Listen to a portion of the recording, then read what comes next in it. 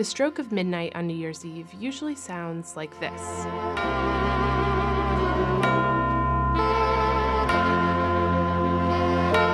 This is Auld Lang Syne, a song that represents the emotional conclusion to another year.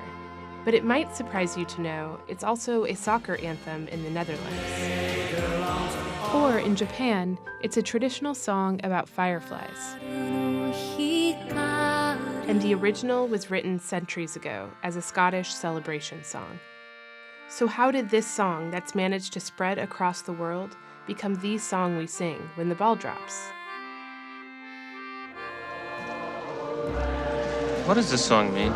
My whole life, I don't know what this song means. A lot of people share this confusion about Auld Lang Syne because the lyrics are sort of hard to figure out. Let's start with the title, Auld Lang Syne. Individually, these words mean old, long, and sense, which, taken together, translate to something like for old time's sake. It's written in Scots, a language spoken by about 1 million people in Scotland today. The rest of the lyrics are a mix of English and Scots words, like, "And there's a hand, my trusty fear, and we'll tack a right good willy wat." What is that? So fear means friend. Tak a right good willy wacht. So a wacht, related to the word draft in English, would be a good pint of beer, I imagine. This song asks you to remember people from your past and raise a toast to them, which made it a popular song to sing at New Year's and other celebrations. And that line about taking your friend's hand, that's related to a traditional dance British people still do today. The guy who popularized this song was one of Scotland's most famous exports, Robert Burns. Burns was a poet writing in the 1700s, just after Scotland and England unified to create the Kingdom of Great Britain. He witnessed the decline of traditional Scottish culture in favor of English norms.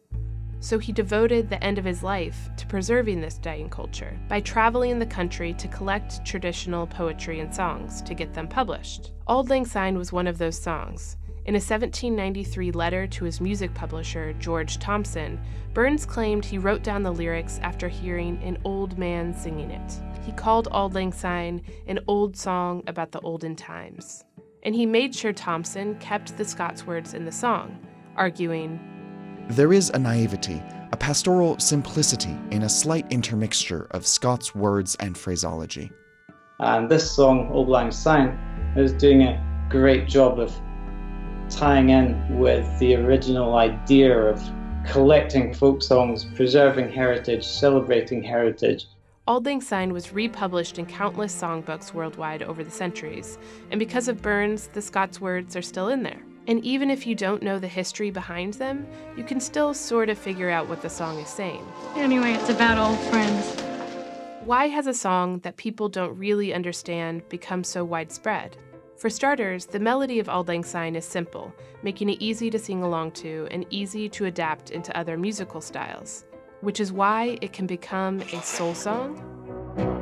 Should old acquaintance be forgot? Or a bluegrass song. Or rock and roll.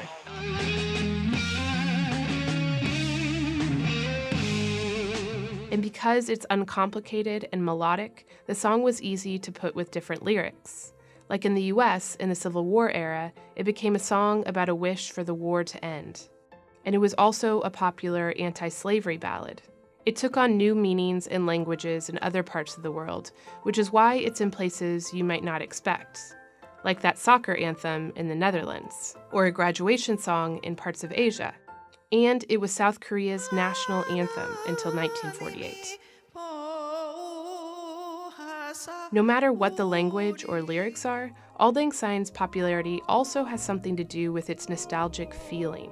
The song itself is often used in the popular context in an even more overtly sad way. If you look at the words, it is quite nostalgic as a song, and that's its attraction. Which is why it started showing up in countless classic movies, usually to mark an emotional scene. Like in this 1937 Shirley Temple movie, when her character consoles a dying soldier by singing Auld Lang Syne. and the director Frank Capra used it for sentimental moments in at least 3 of his films. But in the US, the song is best known for one thing. Happy New Year! And for that, we can thank Mr. New Year's Eve himself, Guy Lombardo. In 1928, Lombardo and his orchestra, the Royal Canadians, started a popular New Year's Eve radio show broadcast from the Roosevelt Hotel in Manhattan. This meant that Americans all over the country tuned in from their home radios to listen to the same music on New Year's Eve.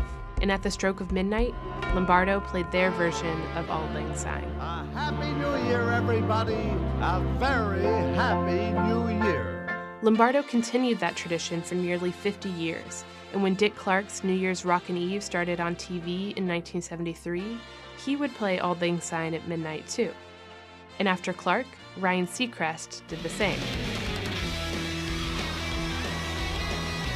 So now, at midnight, right after the ball drops, this is what you hear. It's still Lombardo's version.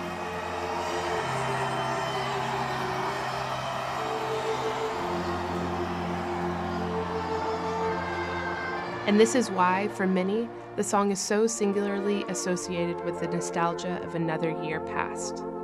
So when this new year rolls around, even if you don't know all the words, sing along anyway. You won't be alone.